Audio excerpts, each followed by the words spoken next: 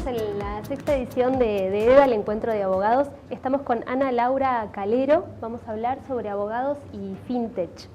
Ana Calero es abogada por la Universidad de Buenos Aires y magíster en Administración de Empresas por el IAE. Se especializa en asesoramiento a startups y capital emprendedor, comercio electrónico, nuevas tecnologías y fintech. Fue abogada de Mercado Libre, Regional Legal Manager de Naven Group y actualmente es Change Manager de SmileWallet.com. Ana, bienvenida. Muchas gracias. Contanos un poco de qué van las fintech y cuál es el espacio de los abogados para trabajar en este campo. Bueno, cuando hablamos de un poco del ecosistema fintech o de las empresas que son fintech, hablamos de la conjunción de las empresas que se abocan a tecnología y a finanzas. Esto quiere decir, son aquellas que pretenden, a través de modelos de negocios innovadores y muy vinculados con la digitalización y con la tecnología, ofrecer al mercado alternativas superadoras a los productos financieros que hoy conocemos todos y que todos seguramente operamos. Hablamos hace 10 años más o menos del fintech, después de la crisis financiera del 2008, a partir de un quiebre en la transparencia y en la confianza en los operadores financieros tradicionales, le hace bancos, le hace financieros, le hace mercados en general. Aquí nacen estas nuevas formas de hacer negocios financieros, cuyos drivers son democratizar y convertir las finanzas y tenerlas a mano de todas las personas que estamos en el mundo, básicamente. De convertir las finanzas en algo bueno, bonito y barato. Básicamente, ¿no? Digamos, y sobre todo de que el mercado de los préstamos, del financiamiento, de los medios de pago, de las opciones cross-border de inversión, etcétera, sean asequibles por todas las personas, no solo orientadas al segmento poblacional ABC1, digamos, ¿no? Claro. Que realmente cascadeen y penetren en otros estratos de la sociedad. Entonces, cuando hablamos de empresas fintech, hablamos de esas empresas. En la práctica, ¿de qué hablamos? Estamos dirigiéndonos a básicamente bancos digitales, crowdfunding, crowdlending, medios de pago, soluciones digitales de medio de pago. Esto es a través de nuestro iPhone o de nuestro teléfono smart, podamos operar todos nuestros paquetes financieros y todos nuestros servicios financieros sin depender de las estructuras o de las condiciones y, por supuesto, de las comisiones de bancos o de empresas mucho más sofisticadas, mucho más poderosas y que tienen otro track record a nivel mundial. ¿En qué hablamos de esto en lo que tiene que ver con el mundo y Latinoamérica en particular? Básicamente hablamos de un ecosistema que está compuesto por emprendedores, por startups, por nuevos negocios, por desarrolladores y especialistas en tecnología y especialistas en finanzas. De la conjunción de estos tres operadores nacen las empresas fintech y nacen para dar soluciones superadoras como micropréstamos, formalizar personas a través de lo que no es banca, pero que ingresen de alguna manera al mercado financiero, ofrecer préstamos y ofrecer alternativas de inversión a las personas a las que habitualmente no se les informa, no se les comunica y no participan del mercado financiero. Esto es básicamente el ecosistema de fintech. Hablamos de tecnología, sí, hablamos de digitalización absoluta, hablamos de no presencia, digamos, tradicional del banco en la calle o del cajero, y hablamos de blockchain y hablamos de encriptación de datos, de big data y de este tipo de elementos.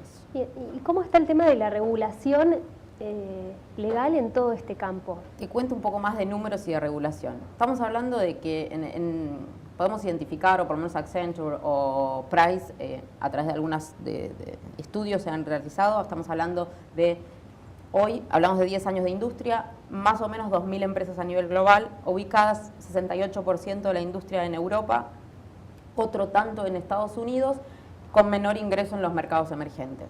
En Argentina, particularmente, estamos hablando de 100 empresas conglomeradas a través de una cámara, o actualmente funciona una cámara de empresas fintech, y de muchísimos emprendedores y de nuevas formas de hacer negocio a través de los fintech, con lo cual también los estudios indican que esto crece del 60 al 100% anualmente, con lo cual, digamos, es lo que ha venido para quedarse aparentemente, ¿no? Regulación escasa. En el mundo hay sistemas jurídicos que ya han capturado muy bien esto. ¿Y de qué sistemas jurídicos hablamos? Particularmente hablamos de los ingleses, de UK, hablamos de España, hablamos de Holanda, hablamos de hubs en algunos lugares como Israel o Malta, si uno quiere ir por ahí a lugares donde los estados toman como política pública la recepción de este tipo de nuevas tecnologías y de nuevas formas de hacer finanzas y entonces acogen en sus sistemas regulatorios. En Latinoamérica poco. En marzo tuvimos en México la primera norma fintech, si se quiere, que viene a regular un poco o dar las condiciones para justamente crowdfunding y crowdlending, que quiere decir la posibilidad de los pequeños operadores de dinero de prestar o de pedir crédito. Esto está claro, digamos, la necesidad de por ahí de regular este tipo de cuestiones porque hay captura de fondos de tercero y del público en general, con lo cual, digamos, esta es una actividad que eventualmente los estados tienen interés en regularla. Es un marco lo de México. Chile, Colombia, Argentina no tienen más que por ahí alguna resolución de la CNB o del Banco Central que soportan o apoyan la industria y la innovación, pero quieren ver qué pasa. ¿Cómo se opera a nivel mundial? ¿Qué pasa si un emprendedor o un empresario quiere hacer este tipo de negocios en Reino Unido? Pues accede a una cantidad de permisos y de licencias que puede obtener para operar sus negocios en forma regulada, sin ser entidad financiera eventualmente o no con la misma regulación que tendría que soportar una entidad financiera, digamos, ¿no? Claro. Esto es un poco lo que está pasando en el mundo. Y bueno, y acá en Argentina hay operadores grandes, digamos, en Brasil tenemos bancos digitales ya, y acá en Argentina Mercado Pago, Prisma, Gire, están por todos lados haciendo cosas que tienen que ver con fintech, así que nosotros siempre hemos tenido una buena, digamos, en términos y en lo que es el mercado en general latinoamericano, somos chiquititos, tenemos una buena penetración de esto. ¿Qué nos favorece? Hay dos factores que nos favorecen. Uno es negativo, pero permite un montón de oportunidades que tiene que ver con la informalidad de nuestro sistema financiero, con la falta de bancarización, sobre todo de los segmentos y los estratos sociales más vulnerables. La segunda es la alta penetración de la tecnología, digamos. Cuando hablamos de Latinoamérica y de Argentina en particular, hay buena penetración de la tecnología, somos amigos de la tecnología y la aceptamos rápidamente, con lo cual esto beneficia al ecosistema. ¿Y qué le recomendarías a un abogado que se quiere interiorizar en este campo que quizás es tan nuevo, tan novedoso? Bueno, como digamos, yo soy abogada de empresa, digamos, entonces siempre estuve muy cerca del negocio. El abogado interno está acostumbrado a tener que hablar el mismo lenguaje que habla el negocio, y esto es clave porque si hablamos de fintech hablamos de tecnología. Entonces hay que poder moverse en el mundo de la nueva tecnología y de la innovación. Para el abogado de estudio, bueno, aquí hay toda una necesidad de apoyo y de soporte jurídico de lo que tiene que ver con aceleradoras, incubadoras, startups, onboarding en Argentina, onboarding en Latinoamérica, y de Argentina la salida hacia los mercados internacionales, cómo internacionalizar el negocio y cómo fondearlo, básicamente cómo capturar inversores, cómo generar el crecimiento del negocio. Entonces esas son las oportunidades por ahí, yo creo que los estudios pueden atacar, ¿no?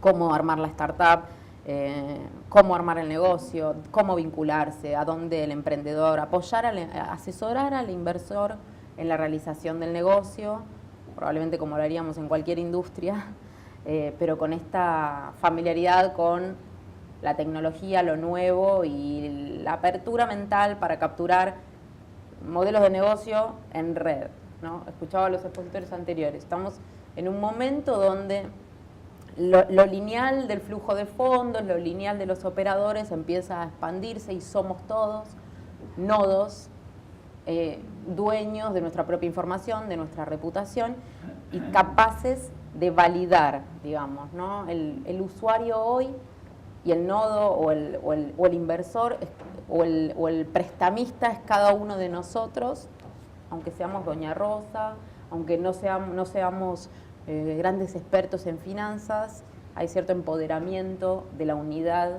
y entonces hay una inclinación hacia la red mayor. Muchas gracias, Ana. Por favor.